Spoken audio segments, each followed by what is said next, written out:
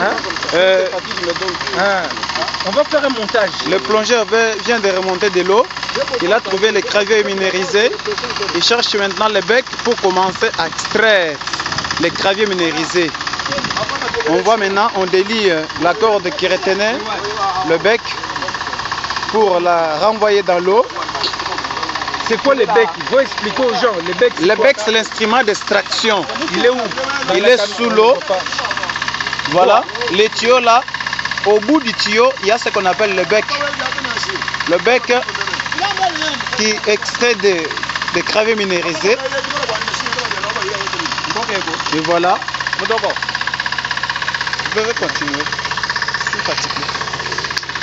Bien, c'est comme vous le voyez là, le travail a déjà commencé, le plongeur est sur la pirogue, il est en train de se débrouiller pour récupérer les tuyaux qui descendent dans l'eau afin d'extraire les graviers. Et au bout de ces tuyaux là, il y a un métal qu'on appelle le bec. C'est ce bec là qu'on va placer sur la roche minéralisée, et ce bec a la capacité d'aspirer le minerai à travers les tuyaux qui est sur la pompe. Les tuyaux aspirent, la pompe aspire ce minerai qui passe par l'étamine et sort derrière là. Les plongeurs vont récupérer juste des grains lavés que nous allons tamiser et à partir duquel nous avons l'or que vous recherchez. Vous voyez bien que ce travail est harassant, il demande du courage mais aussi un soutien nécessaire pour qu'on puisse le faire dans les conditions qui conviennent. Raison pour laquelle nous avons lancé un cri d'alarme aux partenaires. Vous qui avez besoin de minerais d'or, de minerais de diamants et bien d'autres minerais que nous ne connaissons pas, veuillez nous soutenir et envoyez-nous le moyen, envoyez-nous le fonds et les matériels nécessaires pour que nous puissions extraire ces minerais dans des conditions normales. Là, vous le voyez bien, le plongeur, même à distance, avec le bec qu'il tient à la main. C'est cet instrument-là qui lui permettra de pouvoir sucer le gravier en dessous de la rivière. Et ce minerai-là passe par la pompe et finalement ça se retrouve dans le tamis que vous voyez là-bas. Et après le tamis, nous passerons ce minerai-là dans des petits bassins pour les tamiser et arriver à l'étape finale où nous allons retenir de l'or que nous pourrons commercialiser. Pour arriver à cela, en tout cas, nous avons besoin de moyens, nous avons besoin de soutien. L'or est là. Cette rivière n'a jamais été exploitée. C'est la toute première fois que nous allons exploiter ces minéraux. Ce qui nous donne la possibilité d'y travailler même pendant 5 ans. Et pourtant, dans ce territoire de Luisa, il y a plein de minéraux dans presque toutes les rivières qu'on nous trouve. Dès qu'on aura terminé ici, on pourra aller encore sur l'autre rivière, la Louloua, qui est quelque part, qui est encore vierge. Nous aurons encore la possibilité d'exploiter beaucoup de minéraux. Pour cela, nous vous demandons, vous qui êtes à distance, nos frères de diaspora, mais aussi les expatriés qui sont intéressés par cette exploitation de l'or et du diamant, nous vous demandons de nous apporter un soutien. Et là, vous avez vu les chargés du personnel et le président qui ont un message à adresser aussi. Nous nous adressons en premier lieu au chargé de ressources humaines, M. Nico Kalambay. Nous sommes déjà sur ce terrain pour exploiter le minerai parce que tous les moyens au minimum sont déjà réunis. La petite drague est là, les plongeurs, les casabouleurs, tout le monde est là. Le travail va pouvoir commencer. Nous voudrons savoir quel message as-tu pour lancer à la population qui t'écoutera, que ce soit ici en RDC ou aussi à l'étranger. Oui, grand merci, monsieur Serge Ntumba. Je ne sais pas alors que nous allons exploiter ici. Quand vous allez partir là-bas, vous allez faire quoi? Vous allez vendre ou bien vous allez faire quoi? Au juste, explique-moi. Bon, voilà, vous pouvez voir ce qu'on va faire de cet or qui va être exploité parce que nous comptons arriver à faire un stock au moins d'un minimum de 100 kilos. J'étais passé à la radio à Kinshasa, à Radio Kapi pour expliquer le projet de banque. Nous devons créer une banque d'affaires et cette banque doit être soutenue par des instruments bancaires. Il se trouve là que l'or, le métal là que nous allons extraire représente des instruments bancaires. On appelle ça des produits dérivés. Et ces instruments vont être émis pour des projets de développement en construction des bâtiments, des projets en construction d'eau pour la contrée de la RDC. Nous allons faire des projets de réaménagement des infrastructures en route, en train, en fait, tous ces types de projets. Donc c'est comme ça que le début était important de commencer avec une machine comme celle-ci, le mettre dans cette rivière que vous voyez qui regorge un potentiel fou. Il y a un potentiel fou d'or ici. Donc nous avons eu beaucoup de problèmes avec les autorités.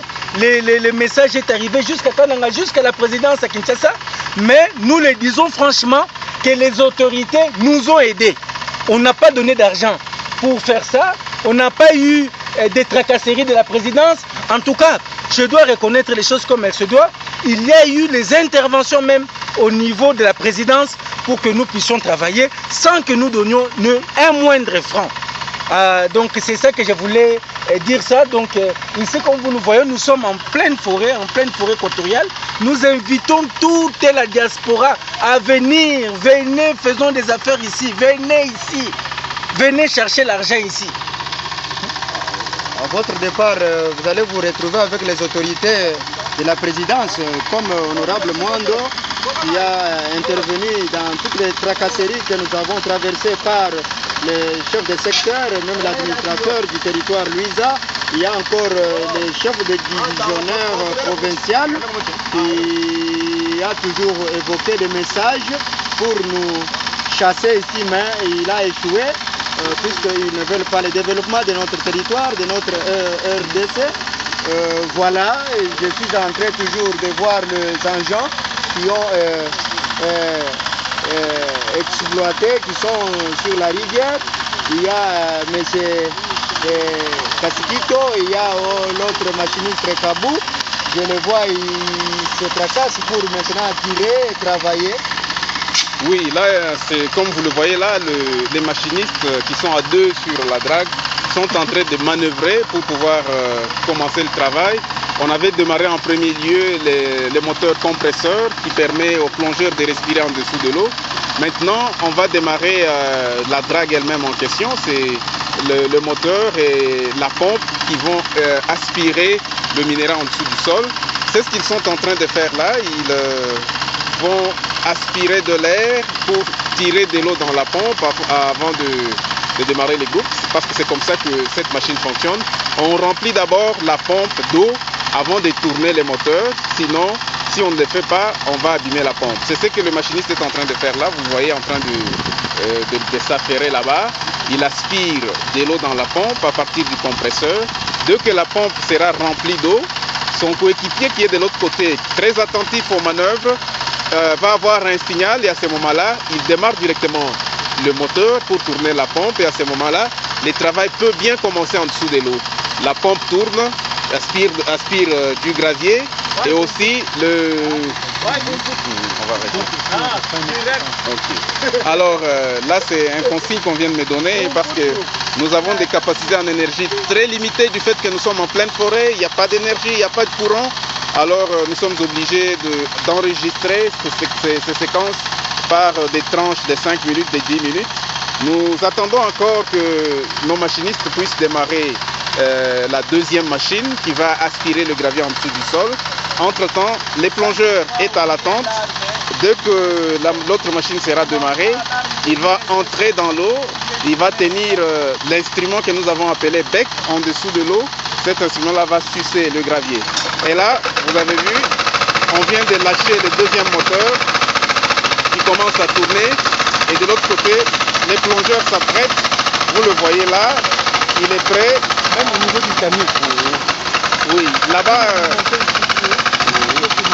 Ok. Le plongeur vient d'entrer dans l'eau. Et là, derrière la machine, il y a le tamis qui refoule de l'eau